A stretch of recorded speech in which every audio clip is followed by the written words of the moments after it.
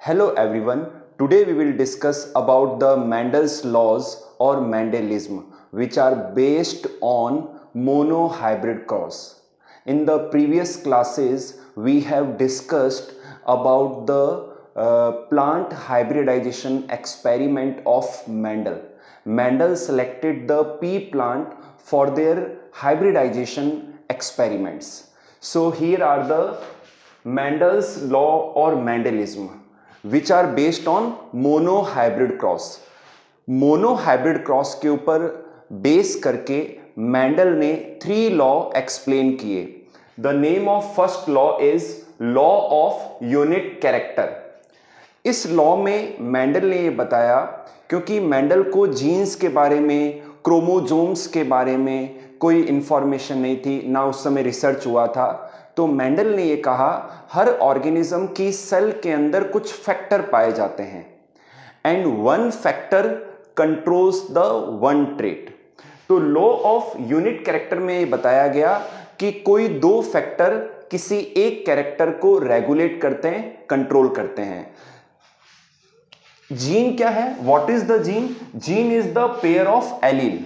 Suppose करो tallness के लिए capital T, small T dwarfness के लिए कैपिटल टी, टॉलनेस के लिए.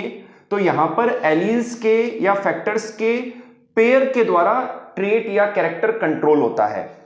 तो कैपिटल टी ये एक पेयर हो गया फैक्टर का, जो कि टॉलनेस के कैरेक्टर को कंट्रोल करता है.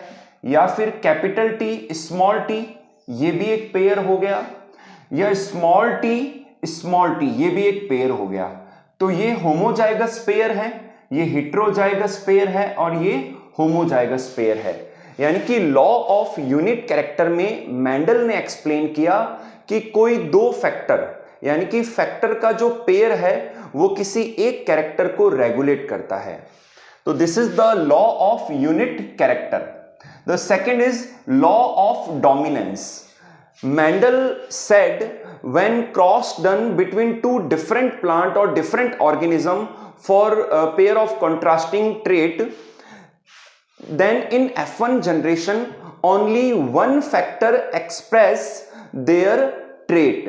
यानी कि कोई एक फैक्टर अपने ट्रेट को एक्सप्रेस कर देता है F1 जनरेशन में, जो कि डोमिनेंट फैक्टर होता है या डोमिनेंट एलील होता है. और जो अनदर फैक्टर है जो एक्सप्रेस नहीं कर पाता है अपने ट्रेट को, तो that is the recessive factor और रिसेसिव एलील. और उस कैरेक्टर, उस ट्रेट को कहेंगे रिसेसिव ट्रेट. तो this law is known as law of dominance. Again I am repeating कि जब 2 प्लांट या 2 डिफरेंट ऑर्गेनिज्म का क्रॉस होता है, तो F1 जनरेशन में जो फैक्टर या एलील अपने ट्रेट को एक्सप्रेस कर देता है, तो उसे डोमिनेंट एलील या डोमिनेंट फैक्टर कहते हैं और उस ट्रेट को डोमिनेंट ट्रेट कहते हैं. और जो फैक्टर या एलील अपने ट्रेट को एक्सप्रेस नहीं कर पाता है, that is called recessive factor और recessive allele, and that trait is known as recessive trait. Next is law of segregation. Law of segregation, or this is also known as law of purity of gametes. Mendel ने बताया कि F1 generation में जो factor अपने trait को show कर देता है, ठीक है, और एक अनदर फैक्टर अपने ट्रेट को शो नहीं कर पाता है. लेकिन मैंडल ने यह बताया इसका मीन ये नहीं है कि जो रिसेसिव फैक्टर है या जो रिसेसिव ट्रेट है वो शो नहीं हो पाएगा या अगली जनरेशन में एक्सप्रेस नहीं होगा. मेंडल ने यह बताया कि ड्यूरिंग गैमेट फॉर्मेशन के दौरान ये जो फैक्टर्स होते हैं या एलील्स होते हैं, ये सेग्रीगेट हो जाते हैं और गैमेट्स में सेग्रीगेट होके चले जाते हैं और अगली जनरेशन में अलग से अपने ट्रेट को एक्सप्रेस कर देते हैं. तो this is called law of segregation and this is also known as law of purity of gametes.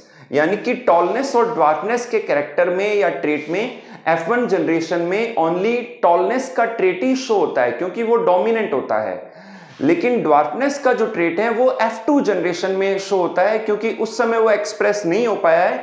लेकिन जब गैमेट बनते हैं तो उस समय ड्वार्फनेस का जो फैक्टर है वो सेग्रीगेट हो जाता है और F2 जनरेशन में अलग से एक्सप्रेस हो जाता है. तो इसलिए इसे कहते हैं लॉ ऑफ सेग्रीगेशन और law of purity of gametes. So these three are the Mendel's law which are based on monohybrid cross.